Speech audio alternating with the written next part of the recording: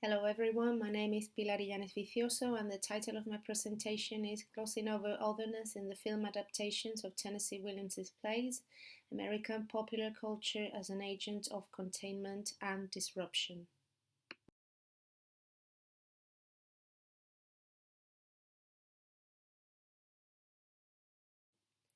From the Motion Picture Production Code, I'd like to highlight the following points, one about sex and the other one about art, and within the restrictions on how to depict or sex or show sex scenes on the screen. There were a lot of limitations and restrictions, as we can see.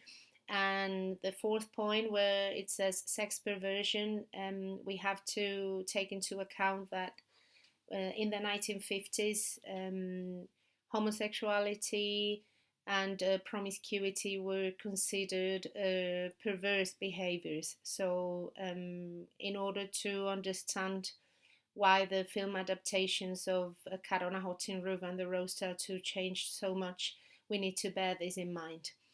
And secondly, the importance of art. We can see that, as it says in the excerpt, art enters intimately into the lives of human beings. Art can be morally good, lifting men to higher levels. So the code, the Hays Code, endowed filmmaking with moral responsibility, since society, both men and women, would have access to it. So art also became a means of controlling morality and moral values.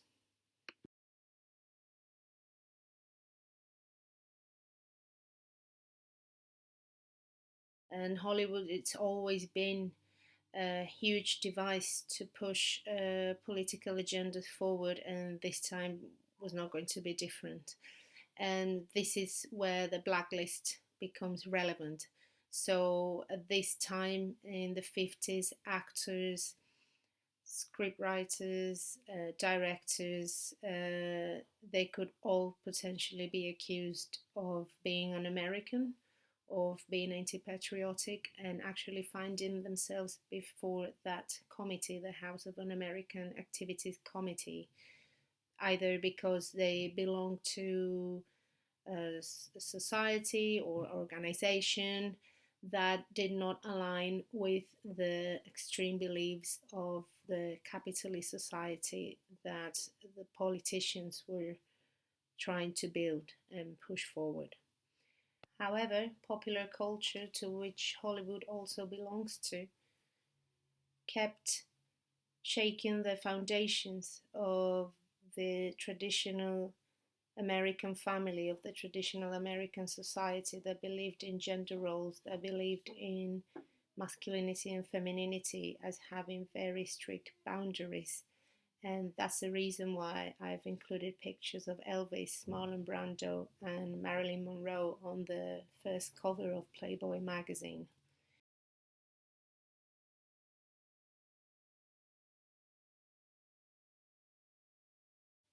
So I'd like to talk about the plays now. I'm going to start with The Rose Tattoo and how we can find otherness within this play. So I've chosen this quote from the play where Alvaro Mangiacavallo, Serafina's love interest, says, "I'm hoping to meet some sensible older lady, maybe a lady a little bit older than me. I don't care if she's a little too plump or not such a stylish dresser.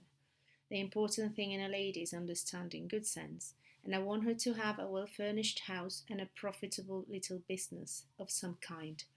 So Alvaro is showing his true colors from the first moment and from the beginning. And he's actually very honest. He says that he wants to find a woman that has a house and a profitable business. So he is actually perfectly fine with the woman being the breadwinner. And what he offers in return is the following. Alvaro says, "Love and affection is what I've got to offer on hot or cold days in this lonely old world, and is what I'm looking for. I got nothing else. Mangiacavallo has nothing. In fact, he is the grandson of the village idiot of Ribera. So here Alvaro is conveying different ideas about himself. First of all, that all he's got to offer is his body. And obviously there's a sexual innuendo in his words. And he's not only being honest about that, he's also saying that he's a grandson of the village idiot of Ribera. So he's actually saying that in terms of intellect or maybe skill to actually work and be the breadwinner of his home, he's not capable of doing any of this, but he's at peace with that.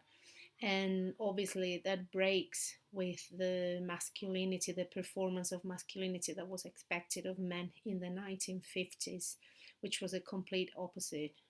Men had to provide, they had to perform at work and bring money home, and they had to have a wife who would clean the house, who would look after the children, so he could go out in the world and be a man. And according to Gilmer, sacrifice in the service of the family, contribution to household and kin is in fact what Mediterranean notions of honor are all about. Honor is about being good at being a man, which means building up and buttressing the family or kindred, the basic building blocks of society, no matter what the personal cost. And even though Gilmer is addressing Mediterranean masculinity, we can see that there's no difference when compared to the ideal of masculinity in the US in the 1950s.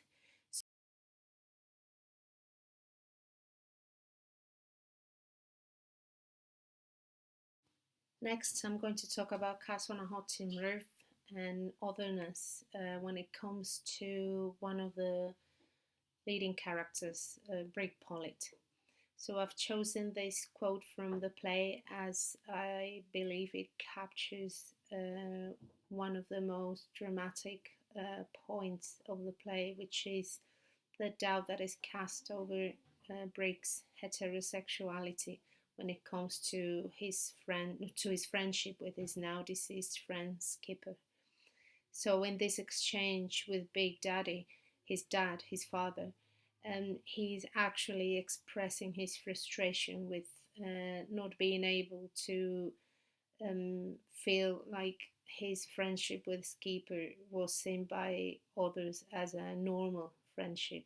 And in fact, he says, normal. No, it was too rare to be normal. Any true thing between two people is too rare to be normal. So at this point, Brick has become an alcoholic and refuses to have sexual relations with his wife, who is desperately chasing him to have sex because she wants to get pregnant in order to secure Big Daddy's inheritance. However, Brick seems to not care about whether he's going to inherit Big Daddy's money or not. He is consumed by alcohol and by the pain of his friend dying by suicide. And Brick doesn't seem like he's going to make any changes unless he is forced to.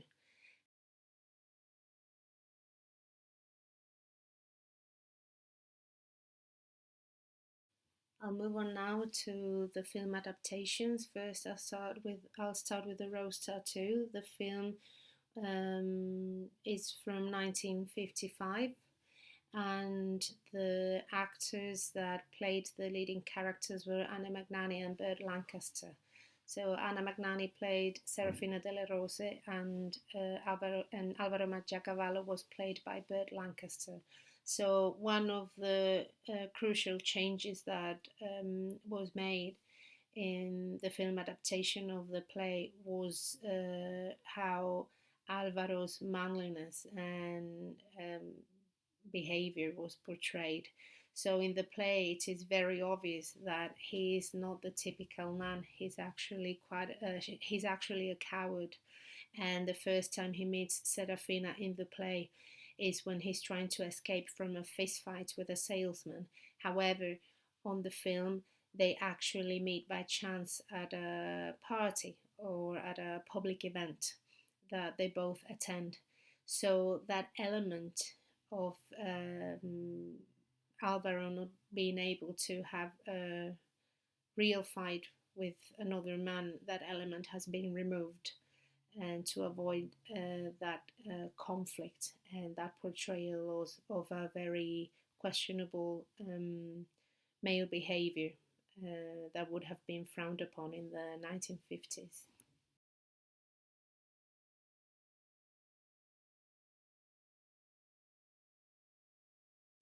When it comes to the film adaptation of Cat on a Hot Tin Roof, it would be fair to say that um, the play and the film have pretty much completely different plots, and that element of Brick's heterosexuality being put into question is quickly solved by having Brick, in this case Paul Newman, played this character.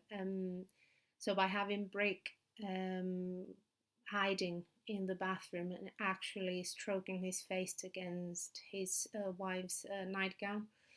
So that was a way of showing the audience that actually Brick was very much in love and very attracted sexually to his wife, something that doesn't happen at all in the play. And as well as this change, there's also the shift of focus from the marriage to the father-son relationship. So in the play, the focus is on the marriage that Maggie is desperately trying to save, while Brick is just has just given up on saving his marriage, and he has no interest in saving it actually. However, in the film, the focus is shifted to the relationship between Big Daddy and Brick. So it actually becomes a story of reconciliation between father and son, something that has nothing to do with the conflict that is present all throughout the play that Tennessee Williams wrote.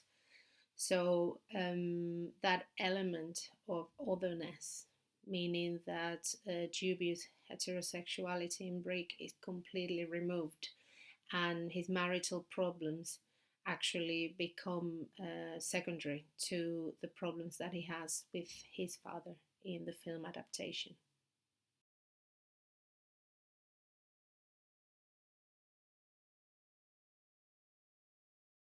So after this analysis, the conclusions I've reached are the following. In the 1950s, the American dream turned into a prison. So people either were with it or against it, and the consequences could be pretty terrible to those who did not follow the principles of this dream. And that's intimately linked with the Cold War atmosphere, the fear of being accused of being a communist, and the fear of being accused of being anti-patriotic, and so end up being cast out of society.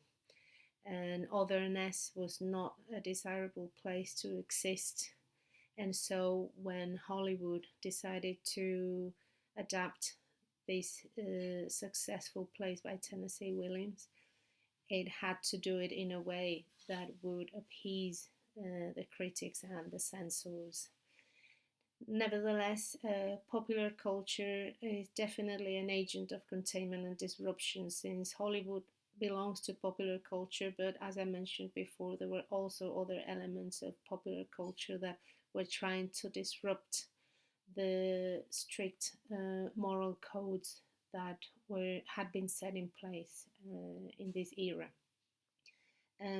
Next, it would be fair to say as well that the Hays Code was not just a movie production code, but a political code, so as not to forget that Hollywood is a big machine that has always been used to promote, to move, to push forward political agendas and get people to follow on the steps of the mainstream and what's desirable by the politicians at the time.